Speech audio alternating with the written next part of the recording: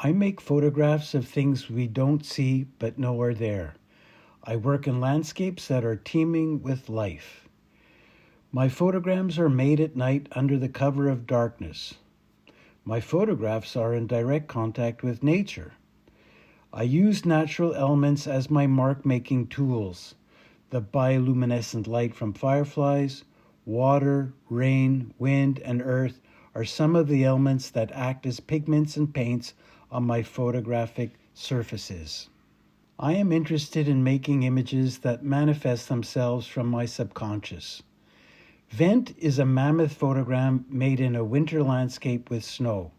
The photographic paper was unrolled in a field, whereupon I laid down meditating, sensitizing my senses to the nocturnal environment. It is important that I feel at one with my materials and the environment where I am working. After a period of time, I start to gather the paper into my arms, creating a ball-like shape. This is quite a physical act, and so I rest on top of that ball of paper until I am ready to open the crumpled paper over the terrain. Snow is added to the surface, and because the picture plane is not flat, the raking light from a flash reveals all that is on the surface, including the snowflakes. Photograms made on paper make a negative effect. White snowflakes become dark. The title Vent is a reference to undersea thermal vents, which some say is where life began on this planet. I'm not interested in the natural elements per se, but in their vibrations, energies, memories, primordial juices, and where they come from. I collaborate with the elements to make marks that hopefully stimulate a dialogue with ourselves and the universe. My exploration with cameraless photography began by my interest in exposing negatives to the bioluminescent light of fireflies over 23 years ago. The diptych taps is made with the bioluminescent light of a firefly. Water from a nearby stream, silt, and organic materials are part of the image making. The title Taps has a double meaning for me. One meaning is expressing the taps of strobe light created by the firefly walking on the film. The other reference is to the mournful funeral tune that for me represents the demise of the physical health of our planet.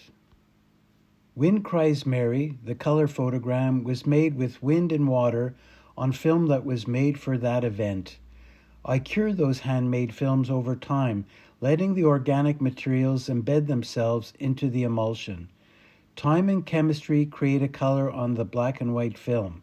Hence, the plate was printed in color to reveal all of those nuances. Part of my process is to court the accident by creating an invitation for nature, my materials, my body, to make art. I collect buckets of rainwater for my work. Our natural waters are acidic due to pollution, and increasingly so. Acidic water bleaches photographic materials, and so I use it like paint to mark my surfaces. The bucketless photograms were made in those rainwater buckets, with the light of a firefly transmitted through the water, again onto film. I'm interested in the knowledge and experience of water. The photogram water world was the result of immersing that photographic paper vertically into a lake. I expose the paper from underwater. My body, my physical presence in the water, activates the water and refracts the flash of the light.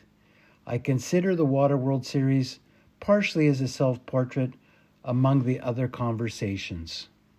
The three-dimensional works are the results of my decades-old involvement with sculpture and the idea of freeing the photograph from the wall and picture frame. The photograms within these works are made in the same way as all the other ones.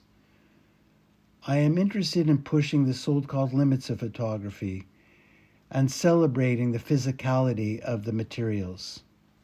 For me, the conversation that is created by art is somewhat silent, and it lives in the viewer. As time goes by, the conversation becomes more complex, and part of that is the visual game I play with the viewers. Digesting abstraction, or the illusion of abstraction, takes time. During that time, there are revelations of our world, and most importantly, of ourselves.